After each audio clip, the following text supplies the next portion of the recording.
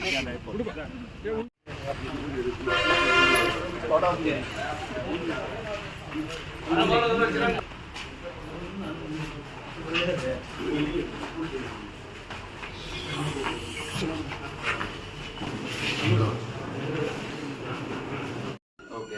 మాది కంప్లీట్ కబ్జా లేదు. ఓకే, ఏం రికార్డ్స్ లేవు, ఏమి లేదు, లైసెన్స్ అవుతుంది. దానికి సంబంధించిన ల్యాండ్స్ అంతా కూడా వీళ్ళ సిస్టర్స్ పైన ఏం లేదు. వాళ్ళు 2 నెలలుగా కబ్జా చేసి ఈయన పోతే బెదిరించి చంపేస్తామని బెదిరించి మళ్ళీ ఇప్పుడు మొన్న ఆ కొలమసలపల్లి స్థానికులు కూడా పోయినారు, వాడిని బెదిరించి పంపించేసి మొత్తం ఒక 5-6 మంది ఆడ ఆక్యుపై చేసుకున్నారు. ఆ జనార్దన్ నాయుడు అనే అతను మొత్తం ఇది చేపిస్తా ఉన్నారు. కేజీ మీరు ఒకసారి వచ్చి తనిఖీ చేయాల్సి, మాకు సంబంధించిన documents current service evidence plus mines వాళ్ళు ప్రొసీడింగ్స్ ఇచ్చింది. దీనికి 2033 వరకు 2033 వరకు రెన్యువల్ చేసుకోవాలి. అది ఎప్పుడైనా చేసుకోవచ్చు సార్, మామూలుగా అది చేసుకోవచ్చు. 2033 వరకు లైసెన్స్ లీజ్ గార్డ్ ఇతనే. అది ఫస్ట్లో మోహన్ బాబు అనే అతని పైన ఉంది సార్, 1.170 హెక్టార్స్. అది ఇతనికి ట్రాన్స్ఫర్ చేసినారు. ఆ ప్రొసీడింగ్స్ కూడా మైన్స్ వాళ్ళు ఇచ్చినారు సార్, మీకు పెట్టాను సార్. అదే అవునా సార్.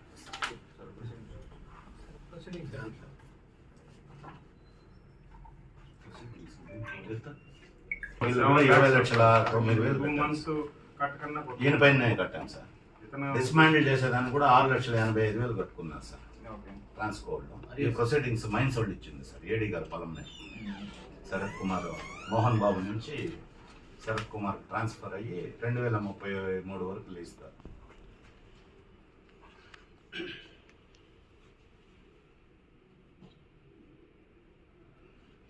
రెండు మాసాలుగా రాయల్టీ కట్టలేదు సార్.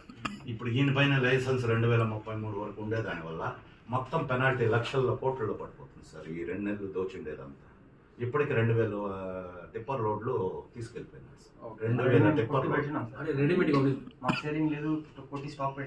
ప్రొడక్షన్ అయి పెట్టినది 2,000 లోడ్లు కొట్టేసినారు సార్. చాలా అన్యాయంగా అతని కేజీఎఫ్ సార్. అదే దీని గురించి నిన్న మొన్నంతా కూడా మైన్స్ ఆఫీస్ దగ్గర మైన్స్ ఆఫీస్ అయినా నేను ఊర్లో లేను, వచ్చి చూస్తాను ఉన్నారు సార్. నేను నిన్నగా మొన్న మన కొలమాసనపల్లి స్థానికులు పోయి అడిగితే వాళ్ళని దౌర్జన్యం చేసి పంపించేసి ఒక 7-8 మందిని కొలమాసనపల్లి స్థానికులు కాపలాగా. వాళ్ళు లేదు, జనార్దన్ నాయుడు అని కూడా రాలేదు సార్. ఈ 2-3 రోజులుగా ప్రెస్ మీట్ కూడా రాలేదు, ఎక్కడ దాచుకొని వాళ్ళని చేస్తారు. ఒకసారి మీరు నేరుగా వచ్చి తనిఖీ చేస్తే చూస్తాను. ఫస్ట్ ఒకసారి తహసీల్దార్ని రిపోర్ట్ తీసుకుంటాను, తహసీల్దార్ దగ్గర నుంచి నేను కూడా వస్తాను. అంటే ఏడీ గారు తహసీల్దార్ లోకల్గా ఏంటి విషయం కనుక్కుంటాను నేను. ఇప్పుడు ఈయన పైన ఉండే ఆ మిషనరీ ఉంది చూడండి సార్, అది 1.170 హెక్టార్స్ ఇతని పైన ఉంది. ఓకే, ఆ చుట్టుపక్కల పంత ఆఫీస్ పిలిపించి బోత్ సైడ్స్ పిలిపించి ఒకసారి ఇద్దరిని చూసి కూడా అదొక కూడా చూస్తాం. వీటి మీద కూడా వస్తాను అక్కడ కూడా వస్తాను. సరే సార్. ఇంకోటేమి సార్, ఇప్పుడు వాళ్ళు అక్కడ ఉన్నారు సార్, వీళ్ళు ఏమంటారంటే ఓనర్ కాబట్టి ఇతను మనం కూడా పోదామంటున్నారు. మీరు చెప్పాలి మేము వెళ్ళామంటే ఇంకా ల్యాండ్ ప్రాబ్లం వస్తుంది కాబట్టి మీరు బలంగా సిఐ గారికి కూడా చెప్పి ప్రస్తుతానికి ఎవరు లేకుండా క్లోజ్ డాక్యుమెంట్స్ చెప్తే వాళ్ళ ప్రకారం వాళ్ళకుంటే వాళ్ళకి వీళ్ళకుంటే వీళ్ళకి అదే అండి. అందుకని నేను ఫస్ట్ మినిమం బేసిక్ ఒక ప్రిలిమినరీ ఎంక్వైరీ చేస్తే ఆ తర్వాత నేను మినిమం ఆఫీస్ 30-40 టిప్పర్లు పోతానే ఉన్నాయి సార్. ట్రాక్టర్లు 50-60 ట్రాక్టర్లు తోలేస్తాం అనుకుంటాను. ఎవరు బుందీ లేదు పక్కన పెడితే జరుగుతున్నది అయితే ప్యూర్లీ ఇల్లీగల్. రాయల్టీ లేదు, చెస్ కట్టలేదు, పంచాయతీకి లేదు, జెడ్పీకి లేదు, గవర్నమెంట్కే లేదు సార్. అందులో ఒక అతను చనిపోయినాడు, దాన్ని కూడా అది ఎట్లా చేసినారో కూడా క్లియర్ గా ఇన్వెస్టిగేషన్ లేదు. వాళ్ళని కూడా బెదిరించారు. వాడు తమిళనాడు చెందిన పిల్లోడు, చిన్న పిల్లోడు. వాళ్ళ దగ్గర ఏదైనా కంప్లైంట్ అంతా మీరు ఇప్పిస్తే ఏదైనా మనం యాక్షన్ తీసుకోవడానికి ఉంటుంది. వాళ్ళని బెదిరించి ఇన్సూరెన్స్ వాడికి ఎవరు లేదు సార్. వాళ్ళ అన్న రేషన్ కార్డులో అతను ఉన్నాడు, చనిపోయిన అతను. వాడికి పెళ్లి లేదు, వాడి భార్య పిల్లలు ఎవరు లేదు. వాళ్ళ అన్ననేదో మేనేజ్ చేసుకున్నారు సార్. చేసుకొని ప్రమాదవశాత్తు చనిపోయినట్లు కంప్లైంట్ ఇప్పించుకొని ఇన్సూరెన్స్ వచ్చేలా డ్రైవర్ని కూడా బట్ ఇలాంటి క్రిమినల్ కేసు అవుతుంది కాబట్టి ఏదో కంప్లైంట్ లేకుండా మనం వాళ్ళ మీద ఏదైనా అన్నా కూడా ఉండదు. సో ఏదైనా కంప్లైంట్ మీరు వాళ్ళతో వాళ్ళు రావాలి సార్, వాళ్ళు మా దగ్గరికి వస్తే మేము మీ దగ్గర తీసుకొస్తాం. అదే మీరు అలా అన్నా మీరు కూడా అడగచ్చు వాళ్ళని, ఏదైనా జరిగి ఉంటే ఇవ్వండి కంప్లైంట్, మీరు కూడా అడిగి అలా కంప్లైంట్ ఇప్పించచ్చు సార్. ఇప్పుడు ఏం లేదు సార్, ఇప్పుడు కానీ ప్రజెంట్ ఉన్నట్లు ఆపేయమంటే కొంచెం అదే నేను జస్ట్ 1-2 days లో ఒకసారి కనుక్కున్న విషయం అంతా, దాని ప్రకారం నేను చెప్తాను. ప్రెసిడెంట్ మీడియాకు అందరికీ నమస్కారము. నాకు 2021 అక్టోబర్ నాకు మైన్స్ లీజ్ ఇచ్చారనమాట క్వారీ రన్ చేసుకోవడానికి. అది మోహన్ బాబు అని అతను మాకు లీజ్ ట్రాన్స్ఫర్ చేయించారు. అది మేము 2023 వరకు రన్ చేసుకున్నాం. ఆ రన్ చేసుకున్న తర్వాత మళ్ళీ ఇప్పుడు ఎలక్షన్ జరిగిన తర్వాత ప్రభుత్వం వచ్చింది.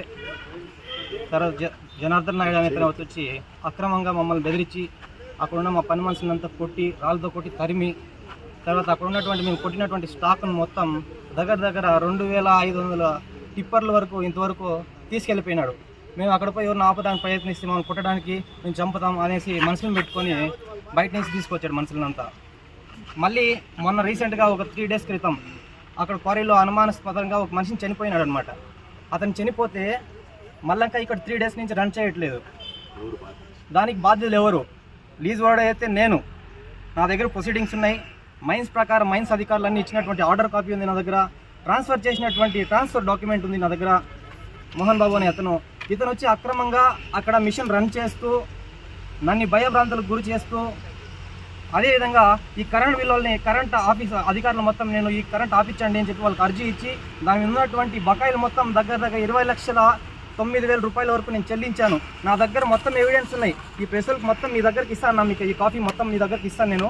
మీరు ఒకసారి చూడండి, ఇది నిజమేంటి అబద్ధం ఏంటి మీకు తెలియాలా, మీరు దాన్ని ప్రభుత్వానికి తెలియపరచాలా. ఇంతకుముందు ఆయన వచ్చి ఏదేదో మాట్లాడినాడు. ఇప్పుడు అక్కడ ఆయన ఇక్కడ రావట్లేదు. అక్కడ రాకుండా అతను మనుషులను పెట్టి వెనక నుంచి మొత్తం జరిపిస్తున్నాడు. అక్కడ ఎవరైనా కానీ ప్రమాదశాత్తు పోయినా నా మీద రాకుండా అక్కడ ఉన్నటువంటి జనార్దన్ నాయుడు, ఆక్రమించుకున్నటువంటి జనార్దన్ నాయుడు అతని మనుషులు ఇది చేస్తున్నారని మీకు తెలియజేస్తున్నాను. దీని గురించి నేను ముందుకు తీసుకెళ్ళి మీరు నాకు న్యాయం చేయాలని నేను మిమ్మల్ని కోరుకుంటున్నా. తర్వాత ఈ కరెంట్ ఏడీ ఆఫీస్లో నేను మొత్తం చెల్లించి వాళ్ళకు ఒక అర్జీ ఇచ్చాను నేను. సార్ ఇది నా వల్ల నడపటం అవ్వట్లేదు, దీన్ని మీరు డిస్మాంటిల్ చేయండి, డిస్కనెక్ట్ చేయండి అని చెప్పి ఇచ్చిన తర్వాత వాళ్ళని పోయేసి బెదిరించి నా దగ్గర ఇది ఉంది అది ఉంది నేను అది చేస్తా ఇది చేస్తా అని చెప్పి వాళ్ళని బెదిరించి అది అక్రమంగా ఆ సర్వీస్ను కూడా రన్ చేస్తున్నాడు అనమాట అతను. మొన్న కూడా స్థానికులు పోతే అక్కడికి ఇదేందయ్యా నువ్వు చేసిన తప్పు కదా, ఇది అతనిది కదా, నువ్వు ఎట్లా నడుపుతున్నావు, నీకు రైట్స్ లేదు కదా అని పోతే వాళ్ళ మీద కత్తులతో రాళ్లతో అతని మనుషులు తరుముకున్నారు. దయచేసి మీరందరూ దీన్ని గమనించాలా, దీన్ని వెలుగులోకి తీసుకురావాలా, మీరు నాకు న్యాయం చేయాలా. అసలు ఓనర్ నేనే కాబట్టి ఈ డాక్యుమెంట్స్ అన్నీ మీకు ఇస్తాను, మీరు ప్రభుత్వానికి ఇవ్వాలి, ప్రజలకు తెలిసే విధంగా పబ్లిక్ చేయాలని మీ ప్రెస్ మీడియా ముఖాన్ని అందరినీ కోరుకుంటున్నా. లీజుదారుడు శరత్ అని నీ పేరు మీద ఉంది. అవును. ఇప్పుడు జనార్దన్ నాయుడు ఎందుకు ఇన్వాల్వ్ అవుతారు అన్న? ఇప్పుడు అధికారం వచ్చిందనేసి ఆయన అక్రమంగా వస్తున్నారన్న. గతంలో కూడా ఇట్లా ఈయనేమో 2021లో ఇది యాక్చువల్గా 49% జనార్దన్ నాయుడు, 49% సుధాకర్ వీకోటకు చెందిన అతను, 2% మోహన్ బాబు. వీళ్ళ ముగ్గురు షేర్ హోల్డర్స్ స్టార్టింగ్. ఈ 2% మోహన్ బాబు అనేది క్వారీ మిషన్ మెటల్ ఉత్పత్తి అవుతుంది, ప్రొడక్షన్ యూనిట్ ఉండేది మోహన్ బాబు పైన ఉంది. అది సుధాకర్ది. ఈ 49% ఇద్దరు షేరు 98%, 2% కలిపి ఇతనికి అమ్మినారు. మొత్తంగా ఇతనికి అమ్మిన తర్వాత కొద్ది రోజులు ఆ క్వారీ ఇప్పుడు మనము మెటల్ ప్రోడక్ట్ అవుతుంది కదా, ఆ ఏరియా వచ్చి మోహన్ బాబు పైన ఉంటే ఇతని పైన ట్రాన్స్ఫర్ చేసినారు. తర్వాత ఆ చుట్టుపక్కల ఉండే ల్యాండ్ మొత్తం కూడా ఆ జనార్దన్ నాయుడు అనే వాళ్ళ కుటుంబీకుల నుంచి ఇతని కుటుంబీకులకు ట్రాన్స్ఫర్ చేసినారు. ఇది వాస్తవం. బలవంతంగా లాక్కున్నాడు. ఇప్పుడు ఎక్కడ 3 రోజులుగా ఎక్కడ ఇప్పుడు 5 రోజులుగా ఇష్యూ జరుగుతూ ఉంది. నువ్వు లైసెన్స్ హోల్డర్ దారు అయితే నీ దగ్గర డాక్యుమెంట్ ఉంటే మేము ఇది 4వ రోజు ప్రశ్నిస్తున్నాం, మీరెవ్వరూ స్పందించట్లే. కొంతమంది స్థానిక కొలమాసనపల్లి వాళ్ళని 7-8 మందిని పెట్టించుకొని దౌర్జన్యం చేస్తూ ఎటువంటి రికార్డులు వాళ్ళు తెచ్చి చూపించమనండి. ఇప్పుడు 3 రోజులుగా మేము ప్రతిరోజు ప్రెస్కి వస్తున్నాం కదా, ఏ ఒక్కరైనా స్పందించారా? జనార్దన్ నాయుడు కానీ ఆయన తరఫున అనుచరులు కానీ అయ్యా మాకు ఈ డాక్యుమెంట్ ఉంది, మేము లీజ్ హోల్డర్లము, మాకు ఈ డాక్యుమెంట్ ఉందని ఎవరైనా ఒక్కరైనా మీడియా ముందుకు వచ్చారా? ఇదన్నీ కూడా ముఖ్యమంత్రి గారిని తప్పుదోవ పట్టించడం, స్థానిక ఎమ్మెల్యే గారిని తప్పుదోవ పట్టించడం, ఇవన్నీ తెలుసుకునే వారెవరు కూడా తెలుగుదేశం పార్టీ వాళ్ళకు కూడా వాస్తవాలు తెలియదు పాపం. కానీ ఇవన్నీ ఇప్పుడిప్పుడే వెలుగు చూస్తున్నాయి కాబట్టి వారు కూడా ఈ విషయంలో ఎవరు కానీ ముందుకు రావట్లేదు. కాబట్టి తక్షణమే వారిని ఆపు చేయాలా. ఇప్పుడు ఆర్డీఓ దగ్గరికి వచ్చే విషయం చెప్పండి. ఆర్డీఓ దగ్గరికి వచ్చి ఫిర్యాదు ఇచ్చినాం. స్థానిక లీజ్దారుడైనటువంటి వీకోట మండలానికి చెందిన మన శరత్ కుమార్ ప్రొసీడింగ్స్ అన్నీ చూపెట్టినాం. ఆర్డీఓ గారు మాకు చాలా క్లియర్గా చెప్పారు, 1-2 రోజుల్లో నేనే వచ్చి తనిఖీ చేస్తాను, అక్కడున్న భూములు ఎవరివి అని చెప్పి తహసీల్దార్ దగ్గర నుంచి ఒక ఇన్ఫర్మేషన్ తీసుకొని ఆ క్వారీకి సంబంధించిన భూములు ఎవరెవరి పైన ఉన్నాయి, ఆ భూములు ఎవరివి, ఆ క్వారీకి సంబంధించిన లీజు, ఆ క్వారీ ఉన్న స్పాట్ ఎవరిపైన ఉంది అన్నీ విచారించి ఖచ్చితంగా వారి ఎవరైనా అక్రమార్కులు ఉంటే వారిపైన కఠిన చర్యలు తీసుకుంటామని ఆర్డీఓ గారు మాకు హామీ ఇచ్చినారు. అతని దగ్గర నుంచి ఆయన ఎన్ని రోజులు అయింది లాక్కొని? దాదాపు తెలుగుదేశం ప్రభుత్వం 4వ తేదీ కౌంటింగ్ అయిన తర్వాత 5వ తేదీ అప్పుడు అధికారులకు ఎందుకు చెప్పలేదు? అతను చెప్పినాడు. 16వ తేదీ స్థానిక పోలీసు వారికి కంప్లైంట్ ఇచ్చిన్నాడు, ఈ మరి నా మెటీరియల్ దొంగలించుకుపోయినారు, మీరు చర్యలు తీసుకోండి అనేసి. ఎక్కడ అదే పోలీస్ కంప్లైంట్